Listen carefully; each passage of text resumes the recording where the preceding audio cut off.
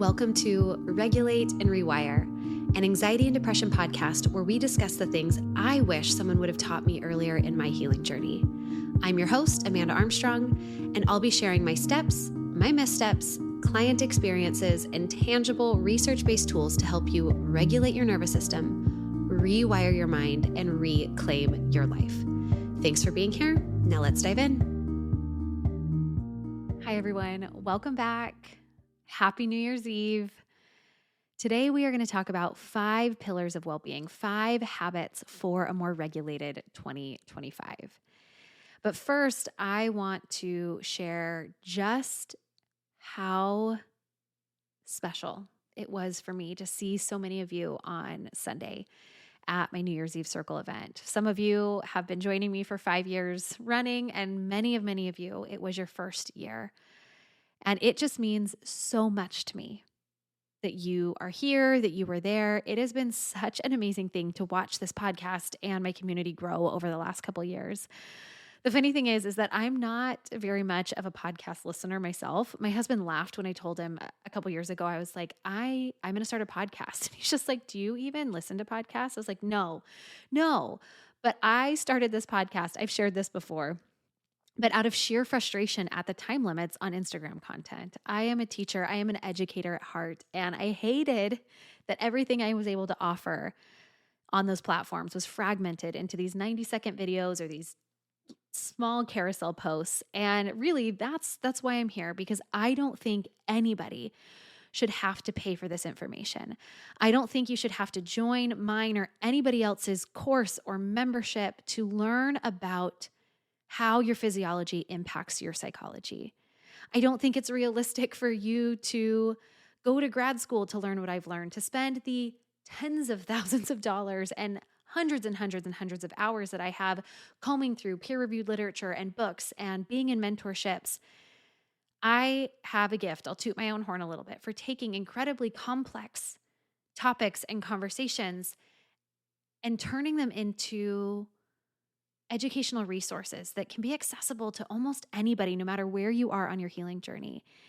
And that's what I hope this resource is and has been for you, to help you make sense of your symptoms.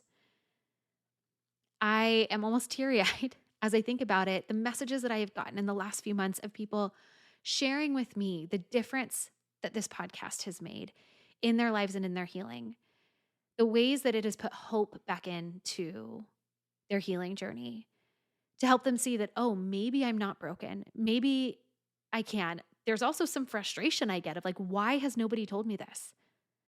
And I love that this is here and available and open to anybody. What people join my programs for is not to get information, but to get support and implementation.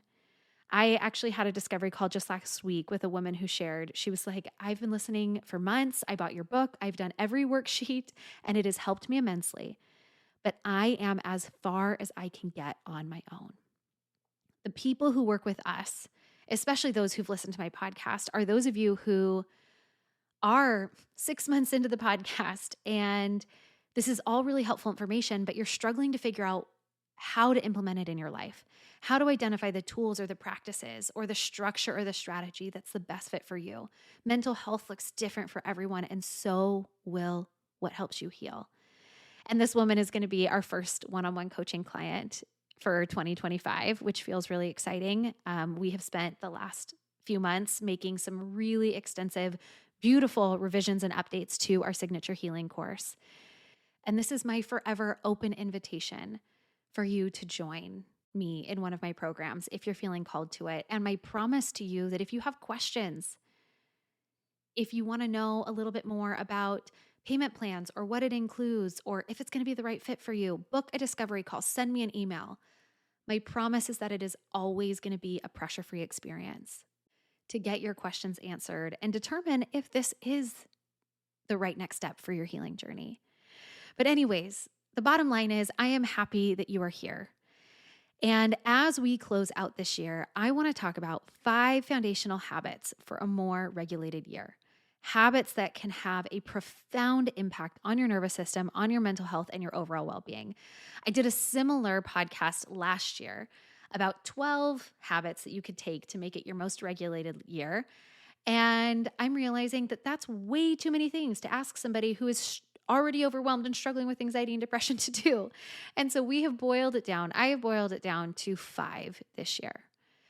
And like I've said so many times, if you are not living well, you shouldn't expect to feel well. If you are undersleeping, overstressed, lack community or nourishment, let alone have unhealed trauma under the surface, then activation or shutdown in your nervous system, it's not a disorder.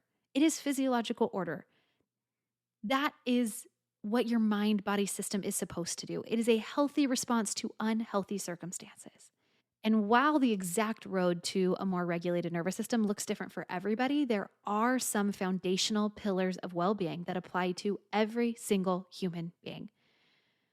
And 5 of these non-negotiable pillars of well-being are sleep, movement, nutrition, stress management, and community. These also happen to be the 5 pillars or the 5 habits for regulated living that we are going to be focusing on as a community this year inside the membership. Now, before I offer more context on these simple ways to make 2025 a more regulated year, I want to revisit a conversation we had about this time on the podcast last year about focusing on regulation over resolutions in this new year. Every January, so many of us feel pressure to set big goals, to overhaul our lives or our habits. But the reality is that traditional resolutions often don't work. Studies show that most people abandon them within weeks. And this isn't because we lack discipline or motivation, because we suck. It's because behavior change is inherently difficult. Our brains are wired for efficiency, which means they naturally resist change, especially big, abrupt changes. And without the right tools or support or context, it is so easy for us to revert back to old patterns. But it can be additionally frustrating because you've gotten this new awareness, you've set this new intention, and oftentimes reverting back into these old patterns comes with an extra layer of shame or guilt or self-criticism. And so my invitation is, instead of setting lofty resolutions, I want to encourage you to focus on small, like laughably small and simple shifts towards regulation. When your nervous system is more regulated, you will have more capacity to make changes. But right now, you are here, you are listening to a podcast like this, likely because you're not thriving. Something feels harder than it should in your life right now. You identify as struggling with anxiety or depression. We need to be honest that our capacity is lacking and to meet ourselves compassionately in that. So, throw out lofty resolutions. This is the year of tiny habits, of small, simple shifts towards more regulation, knowing that positive life changes lead to positive brain changes. And then those positive brain changes make it easier to make more positive life changes. We install tiny shifts and then we optimize them over time. That is the way that our brains rewire. And the 5 habits that I am going to share with you, they're not complicated. They're not groundbreaking. You've all heard them before, but they are foundational. Far too often we are diagnosing and we are treating mental health without considering general health. And if you are not hitting the minimum standard of care that your biology requires, you should be in survival mode.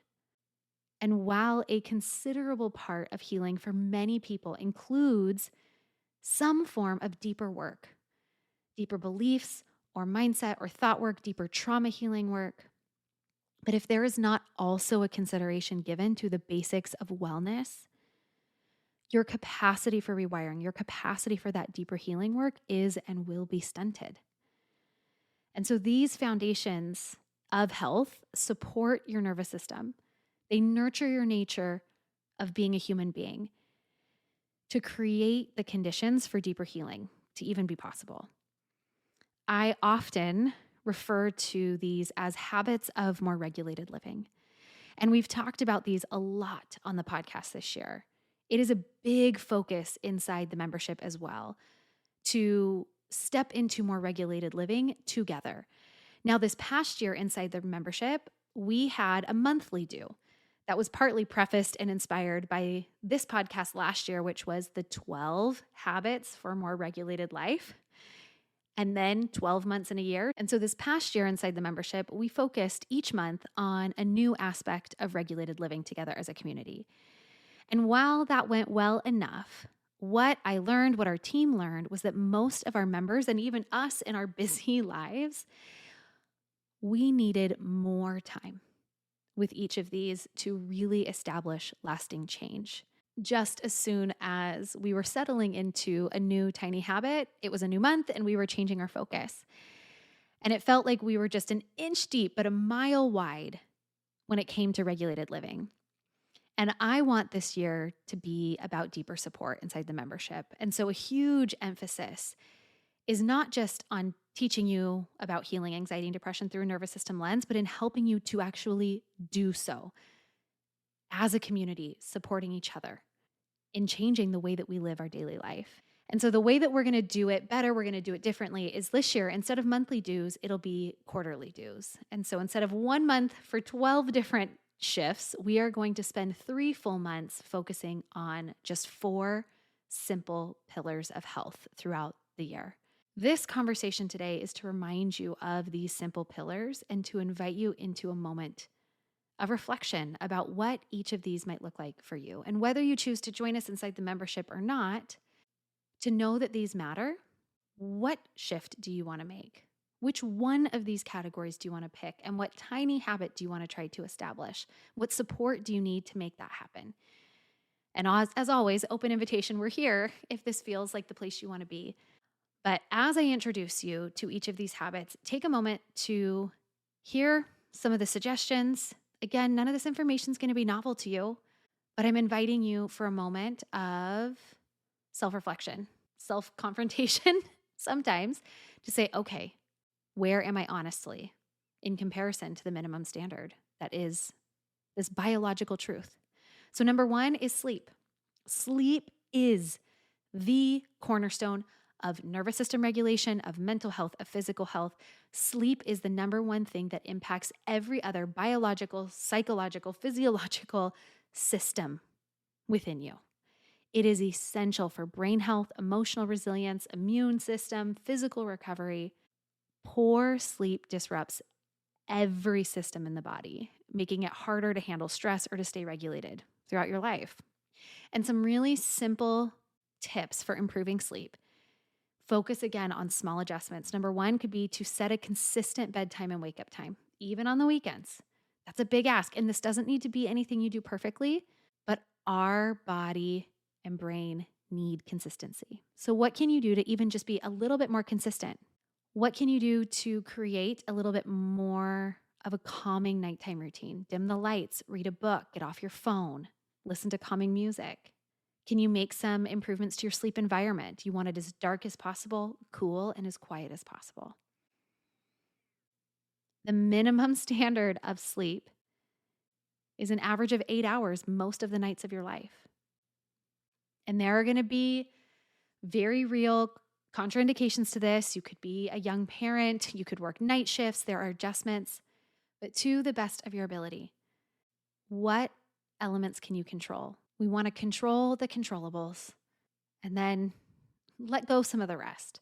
When you prioritize sleep, you are giving your body and your mind the foundation that it needs to heal and to thrive. And so taking a moment to just pause and reflect and be honest. How's my sleep hygiene? If it's great and you're crushing it, awesome. Celebrate that. If it's not, is there a small step you could take to better support yourself in this area?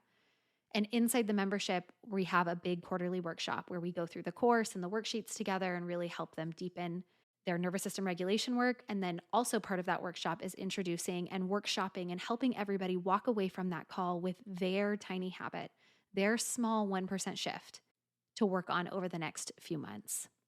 The next is movement. Movement and exercise is another really effective way to support your nervous system.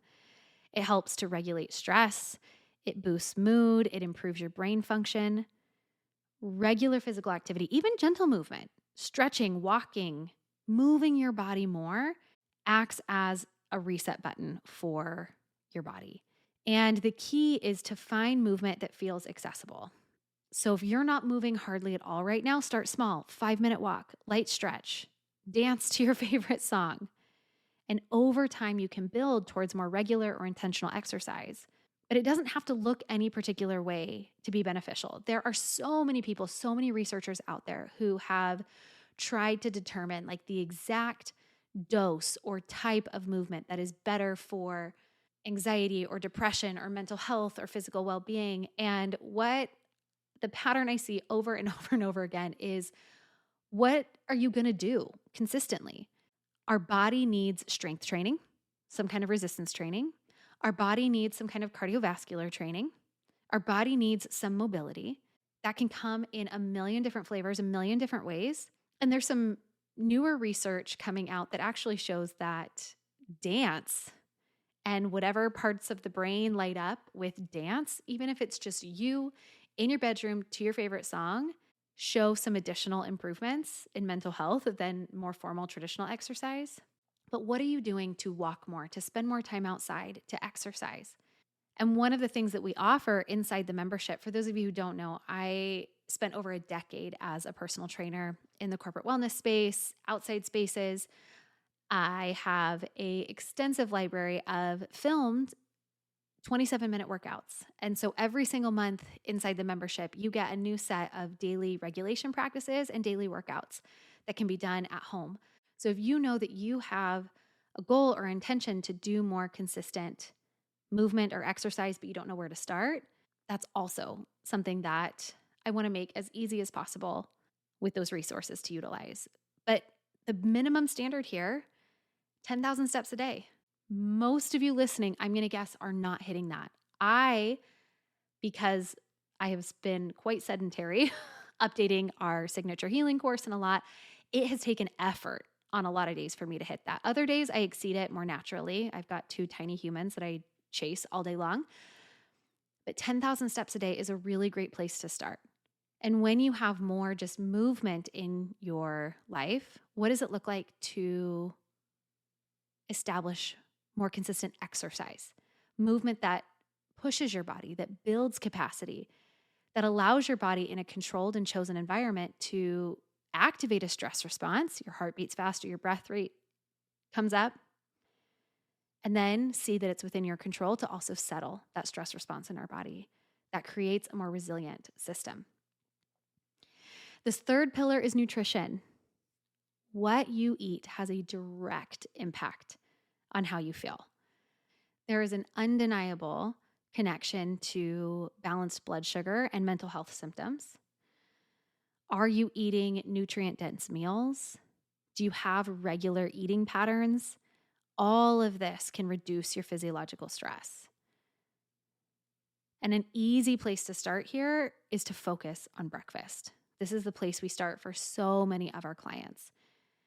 So if you get kind and compassionate, but honest, that nutrition is not an area of wellness where you are thriving, start with breakfast.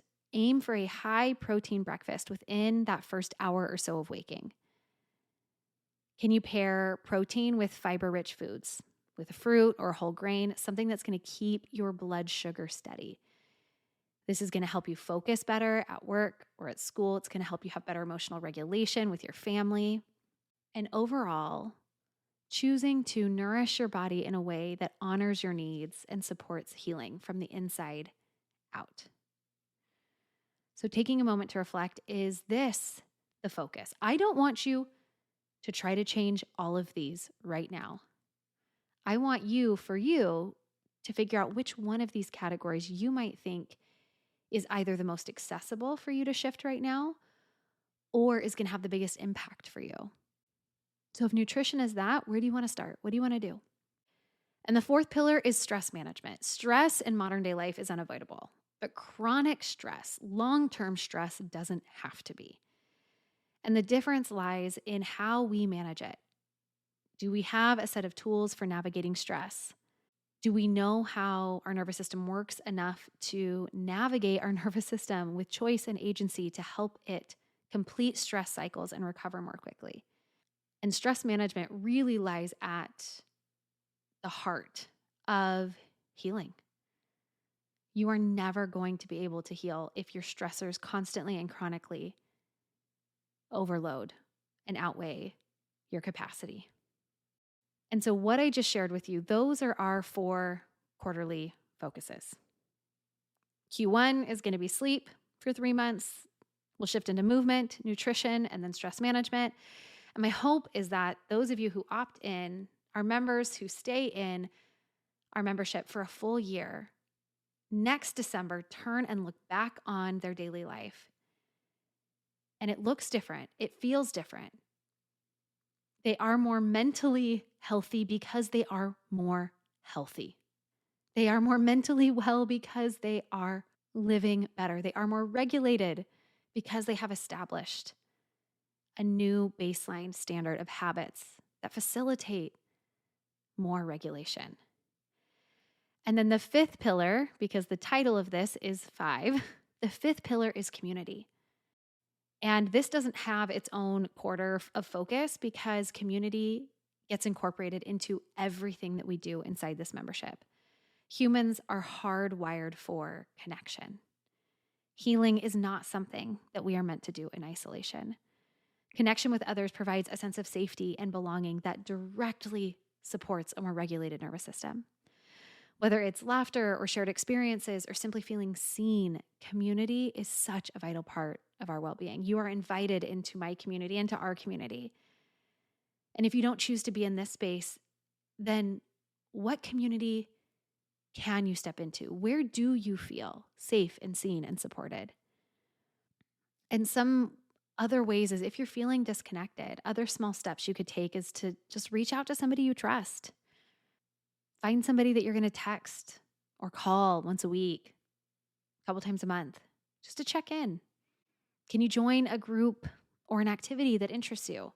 You spend time with people who make you feel safe and valued. Your community doesn't have to be large or perfect. It just has to feel meaningful and supportive for you. And so the key to integrating these habits into your life is to start small. Choose one habit to focus on at a time. Break it down into manageable steps that fit your current capacity. And then when that habit becomes part of your routine, you can layer in the next one or the next level of that habit. There's a worksheet that we have in our program. It's called a habit ladder. At the bottom, you put where you are. At the top, your goal. And then you put about 3 to 15 micro steps to get you from where you are to where you'd ideally like to be. We install really tiny habits and we optimize them over time. And if you're looking for extra support in establishing these shifts, these change, if you're ready to make 2025 a year of intentional, regulated living, I would love to support you in either Restore, which is our one-on-one coaching program that supports you in identifying the tools and the shifts that are the most impactful for your unique healing. This is a program that gives you a framework for strategic healing. It is our most intimate and handheld coaching program. Or I'd love to see you inside the Rise membership. The details, the links to book discovery calls, all of that can always be found in the show notes. But these 5 habits, sleep, movement, nutrition, stress management, and community, are simple. You've heard them before, but they are powerful. They create a foundation for healing and for helping your nervous system feel safer and more supported and therefore more regulated. The state of your nervous system determines the story of your life. Now, the 3 takeaways from today to help set you up for your most regulated year are: number 1, focus on the 5 foundations of health that we mentioned here. These are the building blocks of nervous system regulation. Number 2 is to start small and build gradually. Big sudden changes are hard for the brain to sustain. Big sudden changes can also read as threatening to your nervous system, just reinforcing your need to stay stuck in states of activation or shutdown. So instead of overhauling everything at once, small, manageable shifts. And takeaway number 3 is that healing happens best in community. Regulation and healing are not meant to happen in isolation. We were never meant to live as fragmented as most of us do in our daily life. Connection with others, whether it's through shared experiences, safe spaces, or supportive relationships, it provides the safety and belonging that fosters nervous system health and well-being. All right, friends, that is it for today. Have fun tonight. Celebrate New Year's Eve in the way that best serves you. If you weren't able to make it to my New Year's Eve Circle live, I've sent out a replay. Maybe consider hitting play on that this evening. And just thank you for spending time with me, for being here. I'm so excited to have another year with all of you here on the podcast, inside the membership. We have so many exciting updates coming. Stay tuned. This year is coming with the integration of blood work for all of our one-on-one coaching clients and as an add-on option for our membership. We are going to start to be able to accept HSA and FSA for our one-on-one coaching program. Probably around May, we'll have a brand new website and a whole bunch of just optimization and updating and beautiful things are happening in this space. And there is always an invitation for you to join us. All right, take care. Sending so much hope and healing your way. Thanks for listening to another episode of the Regulate and Rewire podcast. If you enjoyed what you heard today, please subscribe and leave a 5-star review to help us get these powerful tools out to even more people who need them. And if you yourself are looking for more personalized support in applying what you've learned today, consider joining me inside Rise, my monthly mental health membership and nervous system healing space, or apply for our one-on-one anxiety and depression coaching program, Restore. I've shared a link for more information to both in the show notes. Again, thanks so much for being here, and I'll see you next time.